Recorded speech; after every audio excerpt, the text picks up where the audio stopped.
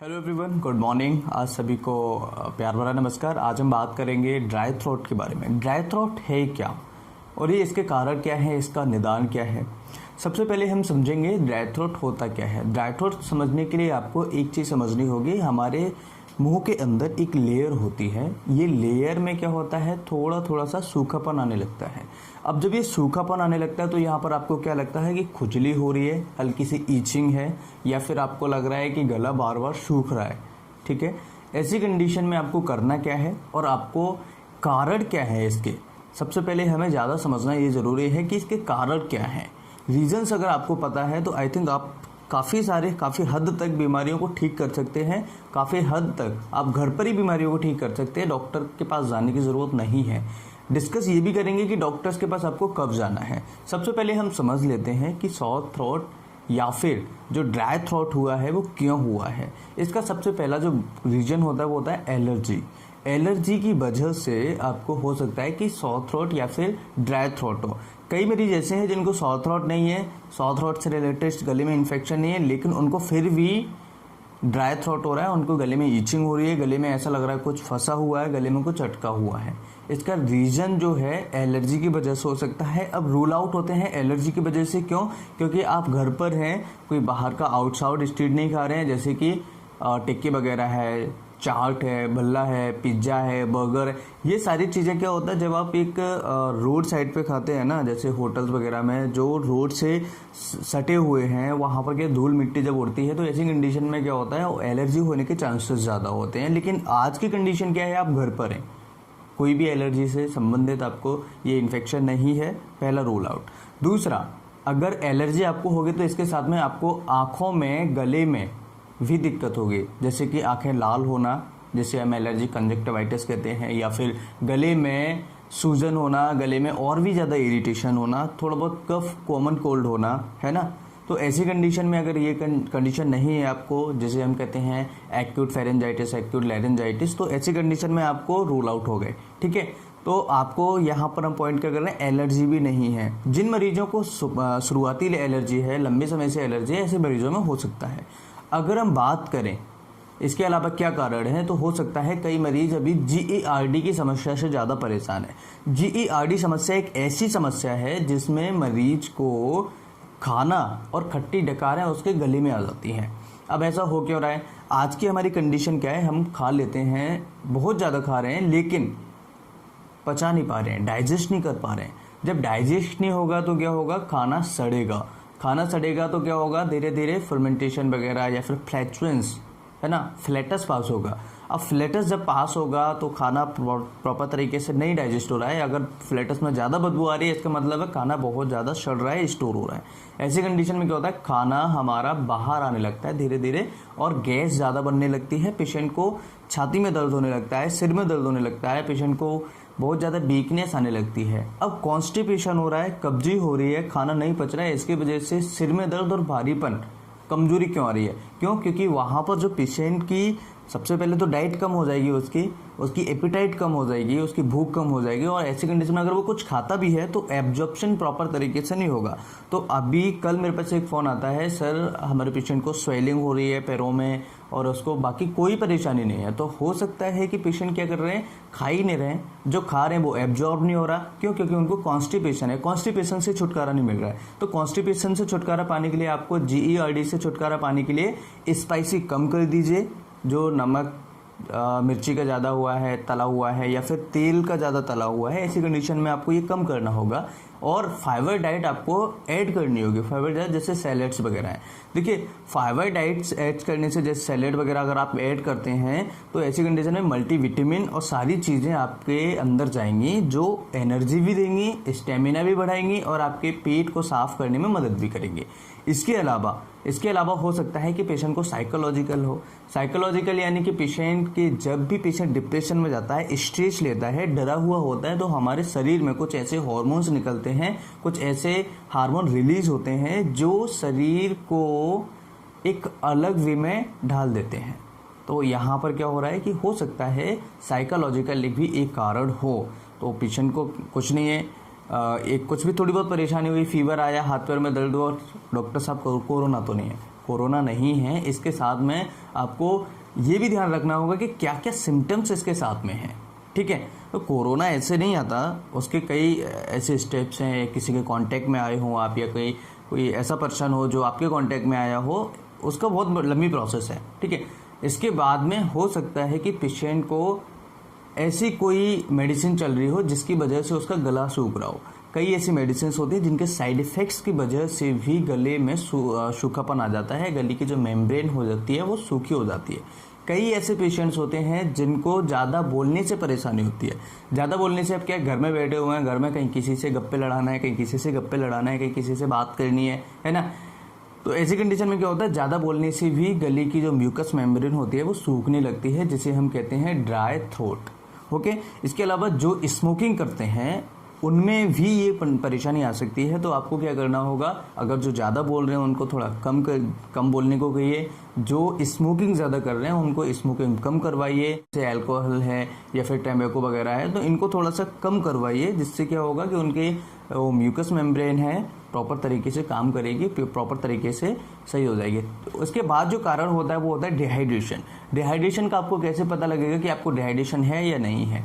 Dehydration में हमेशा ध्यान रखिए कि पेशेंट की पेशाब चेक करनी होती है। पेशाब अगर किसी की डार्क आ रही है ना, डार्क येलो अगर किसी की पेशाब आ रही है तो हो सकता है कि पेशेंट को पानी की कमी हो। अगर पेशाब बिल्कुल वाइट आ रही है, ट्रांसपेरेंट हो रही है, तो ऐसी कंडीशन में उसको पानी की कमी नहीं है। अब अगर पानी आप कम पिएंगे, प्रॉपर तरीके से फ्लूइड नहीं लेंगे, ऊपर से इंटेक ही नहीं करेंगे, तो ऐसी कंडीशन में क्या होगा कि पेशेंट की जो किडनी है सही से काम नहीं कर पाएगी, वो पानी को रोकने के लिए कुछ अपने हार्मोन्स को रिलीज करेगी, ठीक है। तो ऐसी कंडीशन में भी क्या होगा कि पेशेंट को ड्राई थ्रोट होने लगेगा, म्यूकस मेम्ब्रेन सूखने लगेगी। अब आपको क्या करना है कि पानी ज़्यादा से ज़्यादा पीना है। ज़्यादा से ज़्यादा पीने से मतलब ये है कि कम से कम 2 से 4 लीटर के आसपास आपको पानी पीना है। इसके बीच में तो कम से कम पिए, 2 लीटर से कम नहीं होना चाहिए और कम से कम 4 लीटर से ज़्यादा नहीं होना चाहिए, ठीक है।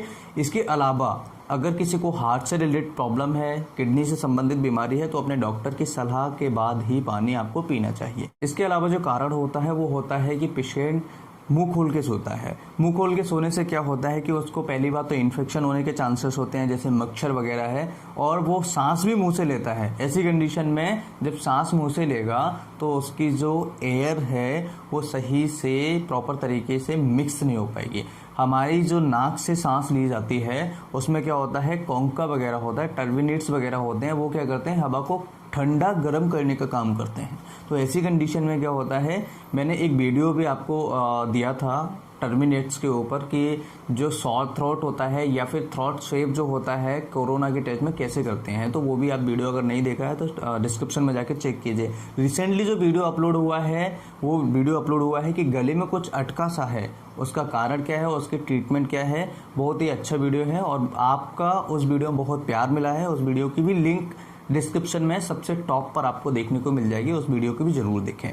इसके बाद अगर हम कारणों की बात करें तो जो स्लीप है, प्रॉपर तरीके से स्लीप नहीं कर पा रहे हैं पेशेंट, या फिर जो स्लीप कर रहे हैं वो मुंह खोल के स्लीप करते हैं, तो उसमें क्या होता है कि हवा जो जाती है वो भी एक कारण हो सकता है। इसके अलावा ऐसे पेशेंट्स जो ऐसी जगह पे रह रहे हैं जहाँ पर ऑलरेडी ड्राइनेस है, जैसे कमरे में, जैसे मैं यहाँ पर बैठा हूँ, तो हो सकता है कि मेरे कमरे के चारों तरफ ड्राइनेस है, एसी नहीं है, या फिर बहुत ज़्यादा गर्मी है, केवल फैन चल रहा है, तो ऐसी कंडीशन में भी प्रॉब्लम आएगी।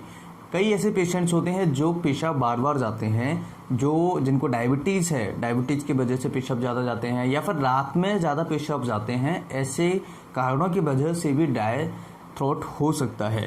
अब हम बात करते हैं कि इसका करना क्या है।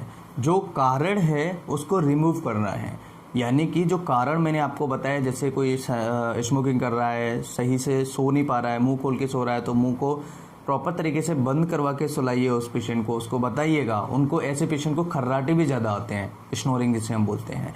अगर एलर्जी किसी मरीज को तो उसको छींके भी आएंगे, छींकों के साथ में उसको एक ब्रोंकस से साउंड आती है, व्हीजिंग साउंड्स, तो व्हीजिंग साउंड्स भी आ सकती है। अब व्हीजिंग साउंड्स कैसे हो सकती है मैं आपको बताता हूँ। व्हीजिंग साउंड्स में पेशेंट को क्या होता है, जब एलर्जी या फिर इन्फेक्शन अंदर चला जाता है, नीचे की तरफ फेफड़ों में चला जाता है, तो ऐसी कंडीशन में एक साउंड्स प्रोड्यूस होती है जिसे हम कहते हैं व्हीजिंग साउंड्स। इस स्टेथोस्कोप से हम साउंड्स को सुनते हैं और हम डिफ्रेंशिएट करते हैं कि उसको क्या मेडिसिन चलना चाहिए और क्या उस पेशेंट को है।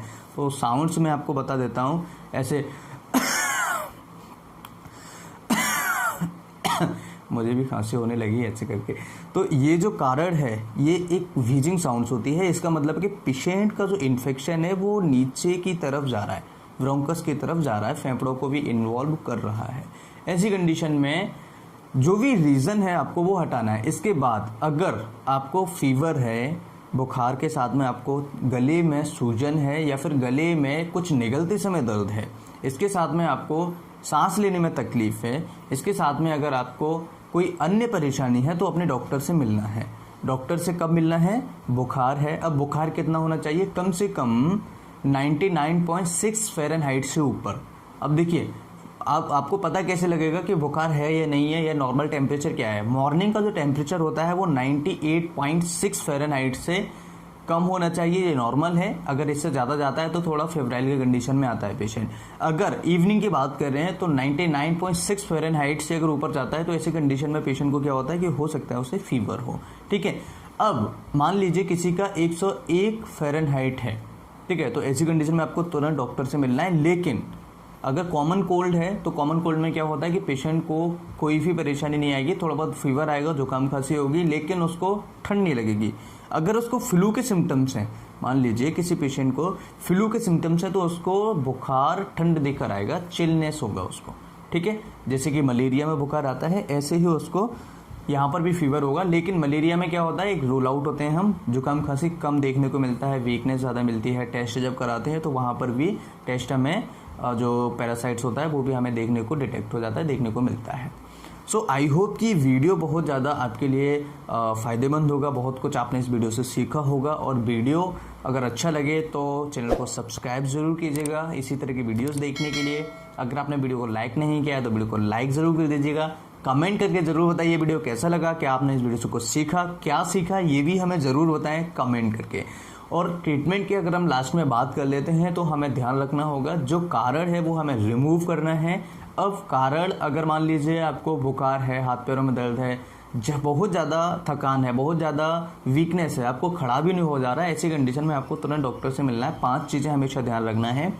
बुखार 101 फ़ारेनहाइट से ऊपर या इतना होना, इसके साथ में बहुत ज़्यादा कमजोरी होना, खड़ा भी नहीं हो जा रहा, सांस लेने में तकलीफ होना। अब जो मरीज अस्थमा के हैं या जिनको बुजुर्ग हैं जो पहले से उनको सांस लेने में तकलीफ है, ऐसे मरीजों को तो सांस लेने में तकलीफ ऑलरेडी अभी भी होगी, है ना, तो उनको तो थोड़ी बहुत परेशानी होगी। उनके लिए जो इनहेलर हैं, जो भी मेडिसिन उनकी चल रही है वो प्रॉपर तरीके से उनको दीजिए।